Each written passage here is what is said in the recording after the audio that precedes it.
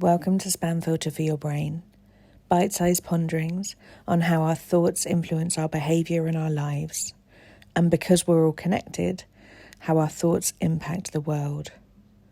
I'm here to help people reconnect with their bodies and declutter their brains.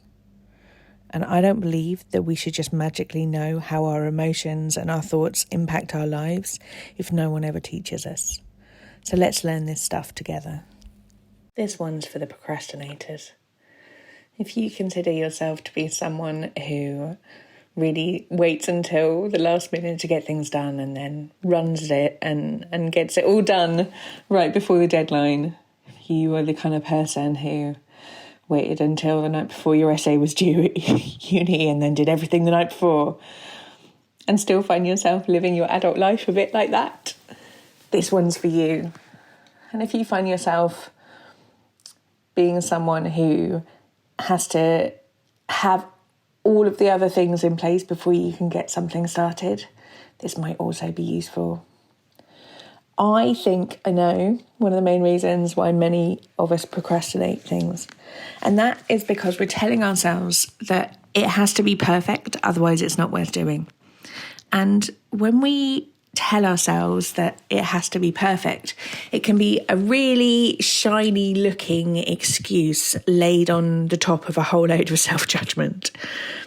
Quite often it's worth poking at some of these ideas and just seeing how much they align with our values and how we want to treat ourselves and how we want to be living our lives. And when I stop and pause and think about why I would want something to be perfect before I put it out there, what I'm really saying is I'm worried about what other people will think about me and probably what they will say about me. And I don't want to put myself in that kind of level of vulnerability. And also, and in truth, probably more honestly, I'm worried about what I will say about me if I think that I've got something wrong or it isn't good enough or someone points out a mistake in something that I've done.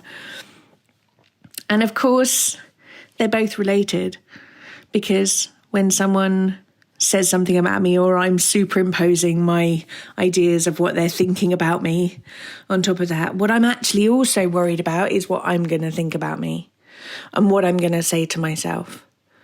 Because if someone says something bad about me or that I perceive to be bad and I hold their opinion as higher than my own, then I'm going to dig on deep into all of the criticism that they've given me. Someone that I don't care about very much, who doesn't have politics that align with mine, or I don't really value the judgment of, says something bad about me, I don't really care very much. I don't hold much weight in it. But we never really focus on those people. We only focus on the people that we suddenly think we hold in high regard, that they are the truth sayers. They actually know our deep down secrets as to what we're like. So when we're worried about what other people will say about us, we're actually worried about what we're going to say to ourselves if they say those things.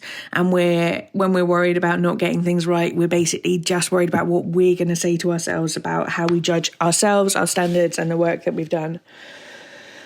And the thing is that we can't get on our own sides if we are bullying ourselves into thinking that there has to be a particular thing that we do or a particular way that we do things in order for us to be safe, worthy, and feel like our work has value. And I wonder where this idea of you need to do a certain number of things in order to have intrinsic value aligns with your worldview. Do you believe that people inherently have human value, or do you believe that they have to earn it? Because if you believe that they have to earn it, it's fine. There's a choice. I don't have the right and wrong card to be holding up to you as to how the way the world works.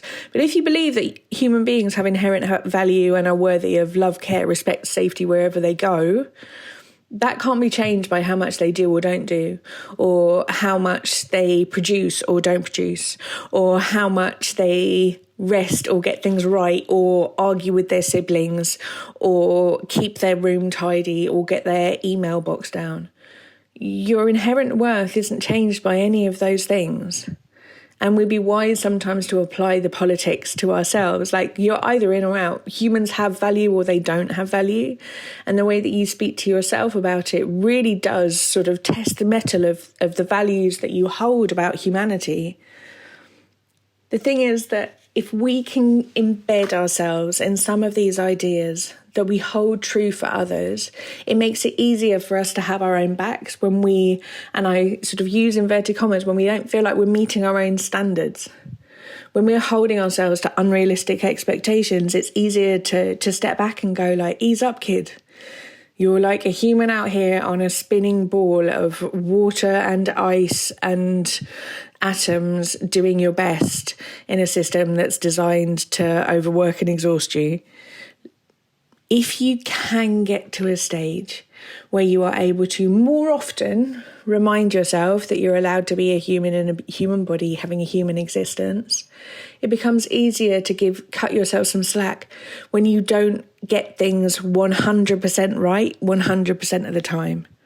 And when you're not worried about making mistakes, you get more creative about being willing to try things.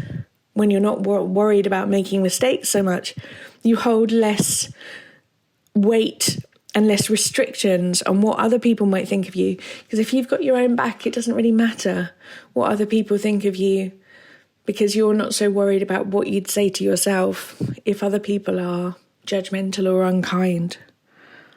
We don't have to try and exhaust ourselves into acceptance. We don't have to try and bully ourselves into becoming a version of ourselves that is worthy of love.